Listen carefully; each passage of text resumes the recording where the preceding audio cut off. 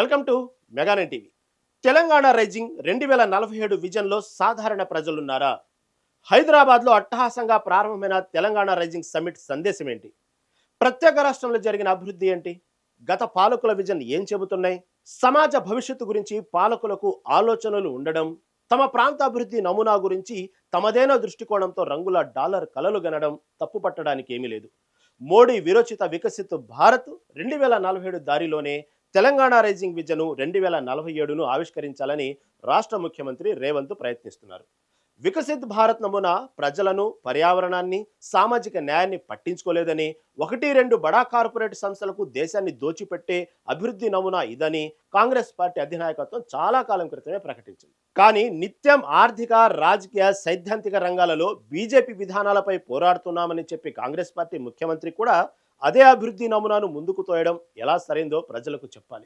SC రిజర్వేషన్ల వర్గీకరణ, పాలనలో వెనుకబడిన వర్గాలకు హక్కు కల్పించడానికి రిజర్వేషన్ల పెంపు విషయాలపై సామాజిక న్యాయం వైపు కొన్ని ప్రగతిశీల అడుగులు వేసిన రాష్ట్ర కాంగ్రెస్ ప్రభుత్వం ఆర్థిక విధానాల విషయంలో కేంద్రంలో బీజేపీ, రాష్ట్రంలో గత బీఆర్ఎస్ ప్రభుత్వం దారిలోనే మరింత ముందుకు వెళ్లాలనుకోవడం రాజకీయంగా తనను తాను పతన మంచులకు నెట్టుకోవడమే.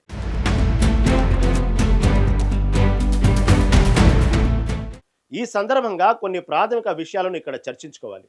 ఢిల్లీలో కేంద్ర ప్రభుత్వ ప్రతినిధులు, రాష్ట్రాల ముఖ్యమంత్రులు, ఉన్నతాధికారుల సమక్షంలో జరిగిన నీతి ఆయోగ్ సమావేశంలో ముఖ్యమంత్రి రేవంత్ తెలంగాణ రైజింగ్ 2047 పేరుతో చేసిన ప్రెజెంటేషన్ను రూపకల్పన కోసం ప్రాతిపదికగా పెట్టుకున్న అంశాలు ఏంటి?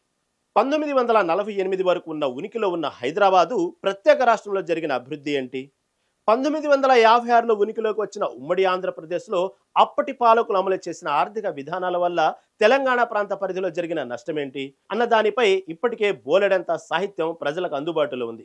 కానీ తెలంగాణ రాష్ట్రానికి ఈ కొత్త విజన్ రూపొందించే ముందు ఉమ్మడి రాష్ట్రంలో 1990 దశకంలో ప్రారంభమైన నూతన ఆర్థిక, పారిశ్రామిక విధానాలు అప్పటి రాష్ట్ర ముఖ్యమంత్రులుగా పనిచేసిన చంద్రబాబు నాయుడు, దివంగత నేత వైఎస్ రాజశేఖర రెడ్డి, ఇతర ముఖ్యమంత్రులు అమలు చేసిన సరళీకరణ, ప్రైవేటీకరణ, ప్రపంచీకరణ విధానాలు, మరీ ముఖ్యంగా 2000 సంవత్సరంలో ప్రపంచ బ్యాంకు మార్గదర్శకాల వెలుగులో అప్పటి ముఖ్యమంత్రి చంద్రబాబు నాయుడు రూపొందించిన విజన్ 2020 అమలు తీరు, ఫలితాలు, 2014లో తెలంగాణ ప్రత్యేక రాష్ట్రంగా ఏర్పడ్డాక గత 10 ఏళ్ల పాటు కేసీఆర్ ప్రభుత్వం అనుసరించిన ఆర్థిక విధానాలపై సమీక్ష ఏమైనా జరిగిందా? నడిచిన దారిలో ఏమైనా నేర్చుకున్నారా? 33 ఏళ్ల పాటు వివిధ పార్టీల ప్రభుత్వాలు నడిచిన ఆదారి తెలంగాణ ప్రాంతానికి నిజంగా మేలు చేసిందా? ఆ ప్రాంతాన్ని సమగ్రంగా అభివృద్ధి చేసిందా? ప్రజల జీవితాలను బాగు చేసిందా? ముఖ్యంగా ఈ విధానాల అమలు వల్ల లాభపడింది ఎవరు? నష్టపోయింది ఎవరు? ఈ విధానాల అమలు వల్ల రాష్ట్ర సహజ వనరులపై పడిన ప్రభావం ఏమిటి? వీటిని లోతుగా సమీక్షించుకుంటే, ఆ చర్చల సారాంశం నుండి భవిష్యత్తు మార్గానికి రూపకల్పన చేసుకుంటే మరింత మంచి ఫలితాలు వస్తాయి.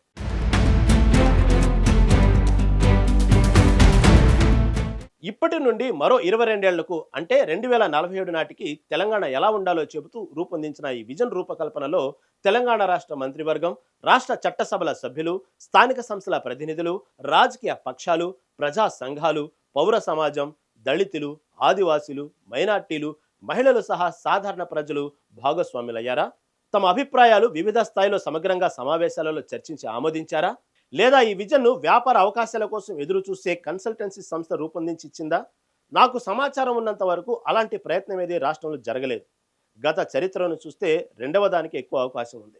ఈ అరకొర విజన్ పై ఆన్లైన్లో నిర్వహించిన ఒక సర్వే ఇందులో ప్రభుత్వమే ప్రశ్నలు ఇచ్చి జవాబులుగా 4 ఆప్షన్లు ఇచ్చి వాటిలో ఏదో ఒకటి ఎంచుకోమని చెప్పి మొదటి ప్రశ్నలను నింపితేనే రెండవ పేజీలకు వెళ్ళగలిగే కండిషన్ పెట్టి 4 లక్షల మంది పాల్గొన్నారని ప్రభుత్వం చెప్పుకుంటున్నది.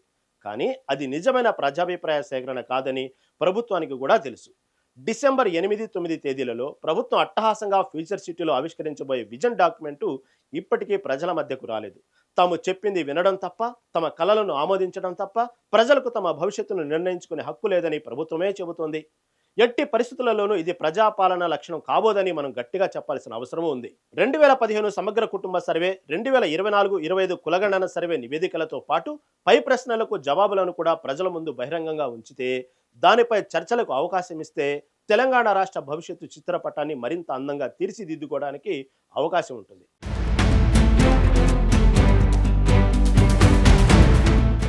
అలా చేయకపోతే కేంద్రంలో మోదీ తరహా ఏకపక్ష పాలన రాష్ట్రంలో రేవంత్ కూడా సాగిస్తున్నాడని ప్రజలు అనుకుంటారు. ప్రస్తుతం కాంగ్రెస్ ప్రభుత్వం అనుసరిస్తున్న ఈ ధోరణి కాంగ్రెస్ అగ్రనేత రాహుల్ గాంధీ మాట్లాడుతున్న విలువలకు పూర్తి భిన్నమైనది. నిజానికి రాష్ట్రంలో 5 ఏళ్ల పాలనకు అవకాశం పొందిన ఏ ప్రభుత్వానికైనా తనకు తోచిన పద్ధతిలో దశాబ్ద కాలానికి ప్రణాళికలు వేయడానికి అవకాశం ఉంటుందా? వ్యక్తిగత నిజాయితీ, రాజకీయ నిబద్ధత కలిగిన అలాంటి నాయకులుంటే అలాంటి ప్రణాళికలు మంచివే. కానీ ప్రజల పక్షాన పర్యావరణ స్పృహతో ఆలోచించే రాజకీయ పార్టీలు ప్రస్తుతం ఉనికిలో లేవు. మన నాయకులకు అలాంటి స్వభావమే లేదు. ఈ స్థితిలో ఏ కారణం చేతనైనా ప్రభుత్వ పాలన పగ్గాలు వేరే పార్టీ నాయకుల చేతుల్లోకి పోతే ఆ పార్టీ ఈ విజన్ అనుసరించి రాష్ట్రాన్ని ముందుకు తీసుకుపోతుందని గ్యారెంటీ ఏమిటి? ఈ విజన్ పనికిరాదు, తాము ఇంకా మరింత అందమైన కలను కంటామని, కాకపోతే రేవంత్ కలగంటున్న ఫ్యూచర్ సిటీ కాకుండా మరో చోట ఇలాంటి మహానగరాన్ని నిర్మించి అభివృద్ధి చేస్తామని అంటే ప్రస్తుతం రేవంత్ అనుకుంటున్న ఈ గ్లోబల్ డాలర్ కర ఏమవుతుంది? పాలకుల గత చరిత్ర అంతా ఇదే కదా.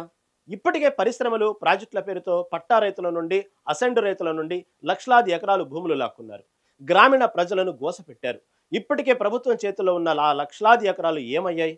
మళ్ళీ కొత్తగా భూసేకరణకు ప్రభుత్వాలు ఎందుకు పూనుకుంటున్నాయి?